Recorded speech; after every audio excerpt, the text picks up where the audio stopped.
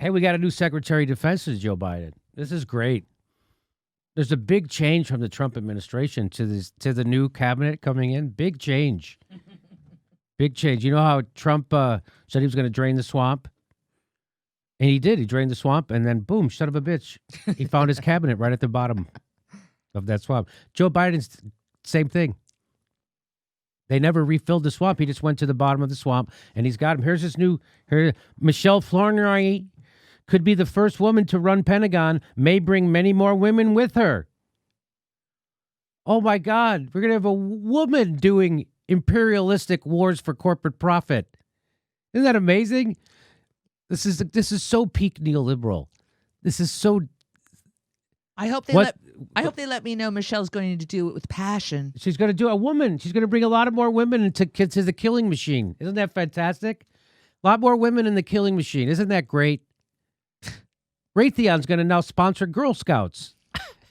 Isn't this great? It's going to bring more women. I can't. That's awesome. More women are going to be now doing the killing. That's like the Democrats. If the Democratic Party was around in 1860, they'd be touting their first. We have a transgendered slave owner. Isn't that great? That's what this is. We got a woman doing the most horrible stuff in the world. Isn't that great? Well, maybe she isn't, Jimmy. Maybe she's a good person. Maybe if you just had a woman, we wouldn't have these wars. Maybe this is smart to have a woman, because you know what they say, you elect a woman, we wouldn't have these wars. Well, Ro Khanna says Flournoy supported the war in Iraq. She supported the war in Libya. She criticized Obama for not being more warmongering in Syria. And she helped craft the surge in Afghanistan. I want to support the president's picks, but will Flournoy now commit to a full withdrawal from Afghanistan and a ban on arms sales to the Saudis to end the Yemen war? That's what Ro Khanna says, and all I can say is I cannot believe how sexist Ro Khanna is. She's not even in office yet, Ro. You're such a sexist. Can't you just chill for 5 minutes? That's what the Warren supporters are going to say to you, Ro. They're going to call you a sexist. Get ready. It's coming.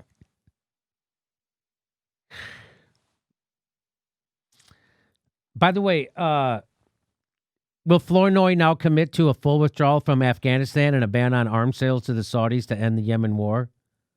Look, that's not a yes or no question. It's a gray area.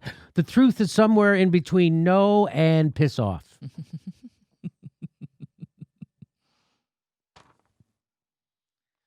From the American Prospect, how Biden's foreign policy team got rich.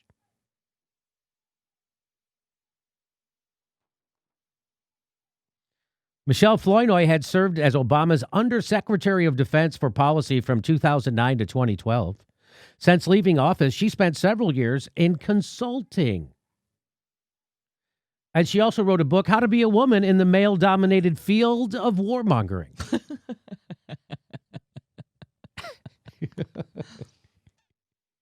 Since leaving office, she spent several years in consulting. As their senior advisor, Boston Consulting Group's defense contracts grew from $1.6 million to $32 million in 2016. She's doing a good job. Before Flournoy joined, according to public records, Boston Consulting Group had not signed any contracts with the Defense Department. So she's really just a matchmaker. Hey, are you a defense contractor looking for other psychopaths? I've got you. Flournoy became CEO of the Center for a New American Security. That sounds very much like a new American century, the prospect for a new American century. It sounds very, so I'm just saying, the think tank had an annual budget of about $9 million.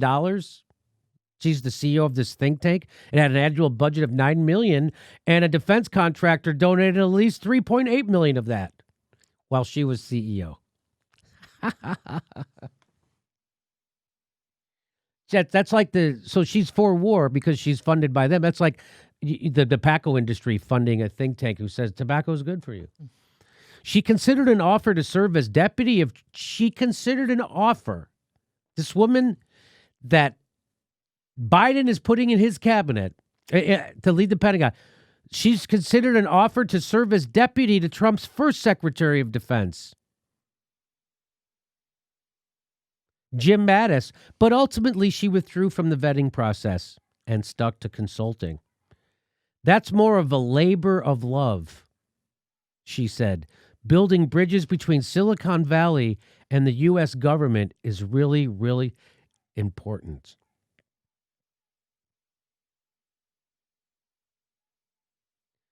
So building bridges between Silicon Valley and the U.S. government, that's her labor of love? Is that what that's? Digital authoritarianism, it's a labor of love.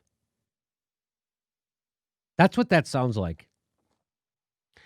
Tony Blinken and Michelle Flournoy joined a high-profile roster of former policymakers for the private equity firm Pine Island Capital Partners Incorporated. Oh, we just told you about this in the last story. So Tony Blinken, Michelle Flournoy, they all were from this group called Pine Island Capital Partners, incorporated by this guy, John Thain. And who's John Thain? He's an investment banker. He tanked Merrill Lynch, sold it off to Bank of America, and paid himself several bonuses along the way. He spent $1.2 million remodeling his office, installing a $35,000 golden toilet during the subprime mess while his bank was going under. That's that guy. He seems like a less than ideal partner for public servants. Another partnership with Google's in-house think tank, Jigsaw. Schmidt Futures, Google founder and billionaire Eric Schmidt's organization, has also hired Blinken and Flournoy's firm. Blinken and Flournoy's firm told executives they would share their passion for helping new companies navigate the complex bureaucracy of winning Pentagon contracts. So there's their clients. On January 7th, 2019, Tony Blinken and Michelle Flournoy chaired the biannual meeting of the liberal organization Foreign Policy for America.